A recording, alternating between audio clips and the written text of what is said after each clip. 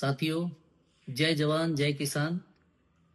आज 14 अक्टूबर 2025 का ऐतिहासिक दिन है कि पिंडवाड़ा तहसील के भारजा, भीमाणा, वाटेरा, रोहिड़ा क्षेत्र के वाशिंदे अपना जन सत्याग्रह व धरना प्रदर्शन करने के लिए पिंडवाड़ा तहसील मुख्यालय पर पधारे और उनके साथ पूरी पिंडवाड़ा तहसील के विभिन्न राजनीतिक सामाजिक संगठनों के नेताओं ने सहभागिता निभाई। हजारों जीव जंतुओं, जल जंगल जमीन के लिए और वाशिंदों के लिए खलनायक बनकर आई messrs Kamlesh Metacast private limited company की जन विरोधी, पर्यावरण विरोधी खनन आवंटन की संपूर्ण प्रक्रिया पूर्णतः संदिग्ध व धनबल के सरासर दुरुपयोग का अत्यंत गंभीर प्रकरण है। साथियों, कोई भी आवंटन किसी उद्योग के लिए होता है तो उसमें राजस्व विभाग के पटवारी, भू अभिलेख निरीक्षक, तहसीलदार, उपखंड अधिकारी की महत्वपूर्ण भूमिका होती है। जमीन के प्रमाणित नक्शे, जमाबंदियां, मौका रिपोर्ट, चेकलिस्ट, जल ग्रहण व बहाव क्षेत्र की रिपोर्ट सहित 20 विभागों की अनापत्तियां लेनी पड़ती है। अनेक विभागों के अधिकारियों द्वारा मौका निरीक्षण करके आवंटन की उपयुक्तता की रिपोर्ट प्रस्तुत की जाती है। ऐसे में तत्कालीन कार्मिकों व जनप्रतिनिधियों की अनभिज्ञता गले नहीं उतरती है। 3400 बीघा का खनन परियोजना आवंटन की प्रक्रिया तहसील व उपखंड अधिकारी कार्यालय व जिला कलेक्टर कार्यालय के माध्यम से राज्य सरकार से होता है, जिसकी संपूर्ण पत्रावलियां उक्त कार्यालयों में होगी, इसमें कोई संशय नहीं है।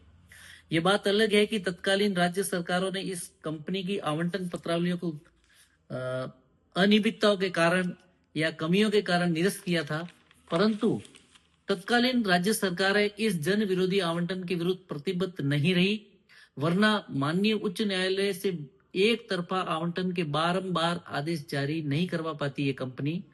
अगर समय रहते आगे अपील व प्रभावी पैरवी होती और तथ्यात्मक दस्तावेजों के साथ पैरवी की होती तो न्यायालय भी इस तरह का बेतुका आवंटन आदेश जारी नहीं करता। आज का यह अभूतपूर्व आंदोलन ऐतिहासिक इसलिए रहा कि सभी राजनीतिक दलों के जनप्रतिनिधिगण, सामाजिक संगठनों के जनप्रतिनिधिगण, किसान, मजदूर, व्यापारी, युवा, विद्यार्थी व बड़ी संख्या में उपस्थित मातृ शक्ति के साथ वयोवृद्ध लोगों ने अपनी अस्मिता की लड़ाई में सहभागिता निभाई। चिलचिलाती धूप में भूख प्यास की परवाह किए बिना माताएं अपनी मवेशी व छोटे बच्चों को घर छोड़कर संघर्ष में भागीदार बनी। यह इस संग्राम की निश्चित जीत का बड़ा लक्षण है। साथियों, मैं सभी सहभागी जनप्रतिनिधियों, सामाजिक नेताओं, बड़े बुजुर्गों का, युवाओं व विद्यार्थियों का और मातृशक्ति का हृदय से आभार प्रकट करते हुए यही निवेदन करूंगा, लंबे संघर्ष के लिए और तन मन धन के बलिदान के लिए तत्पर रहना पड़ेगा।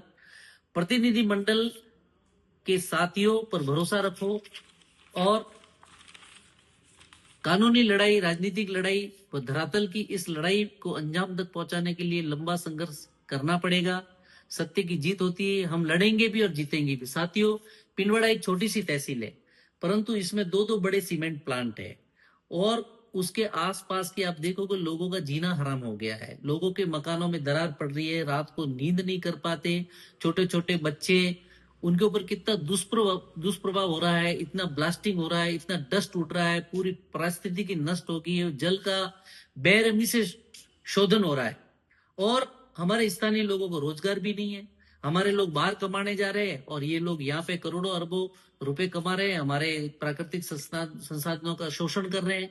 तो साथियों, हमें इस लड़ाई को हर पहलू से, हमें कानूनी रूप से भी लड़ना है, धरातल पे लड़ना है, राजनीतिक रूप से भी लड़ना है और हमें हमारी एकजुटता बनाए रखनी है। इसमें किसी भी प्रकार की राजनीति का कोई एंगल नहीं है। एक समाज की लड़ाई है और अपनी अस्मिता बचाने की लड़ाई है, जिसमें हमको सबको मिलकर लड़ना है और हम निश्चित रूप से इसमें सफल होंगे।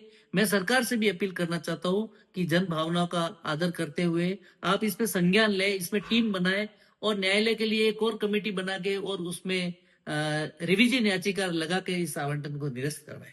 जय जवान जय किसान, भारत माता की।